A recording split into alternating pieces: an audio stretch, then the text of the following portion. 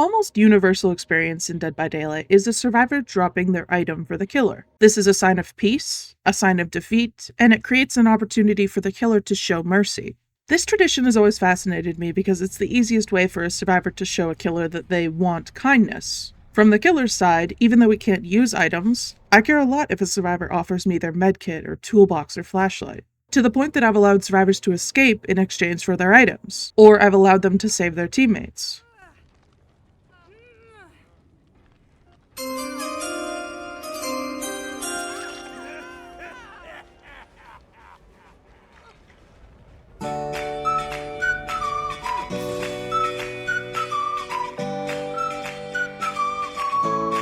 From a logical in-game standpoint, killers shouldn't care at all about items beyond considering how they can progress the survivor's game.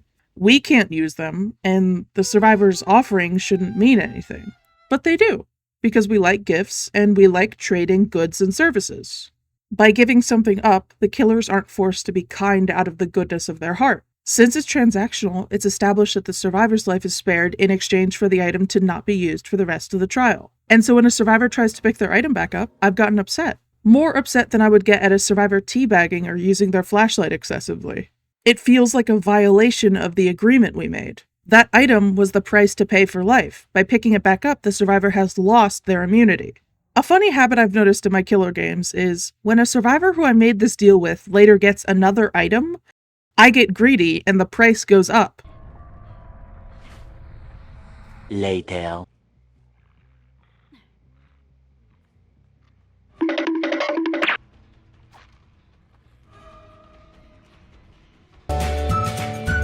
Now that I've seen they have more to offer, I want more. So I've had survivors collect items for me to satiate the inner loot goblin inside us all. I also know how important items can be for survivors. They're not more important than perks, but they're something that can turn the tide in a game. A last-second heal or a well-timed flashlight can change the course for a survivor team. So the sacrifice feels significant enough to warrant sparing the survivor. This active offering is also used at the end of trials when a survivor is trying to show respect to a killer or to thank them for a fun match.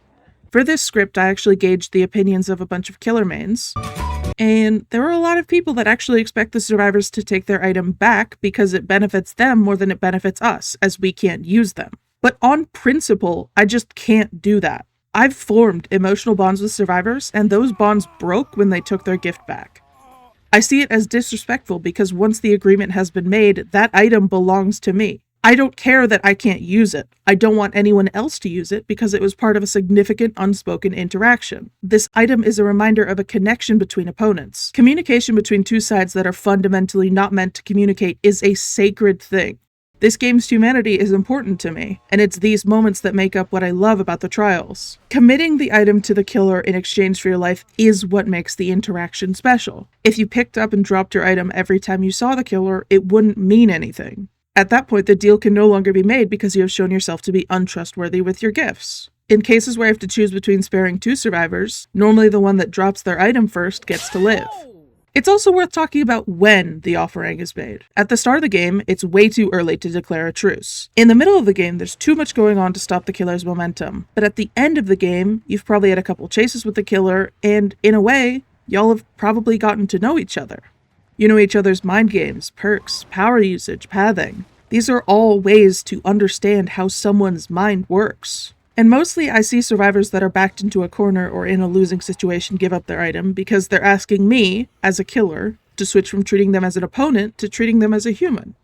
I'm a big softie, so I can't say no to that. I find it fascinating to look at all the behaviors DBD players have developed to communicate with each other, and how we've somehow created both unspoken language and currency that can be exchanged for your own or another's life. At the end of the day, there's no expectation for a killer to spare you, regardless of what you do as survivor. But I love that this is a tradition in the DBD community. It's something that is so uniquely human.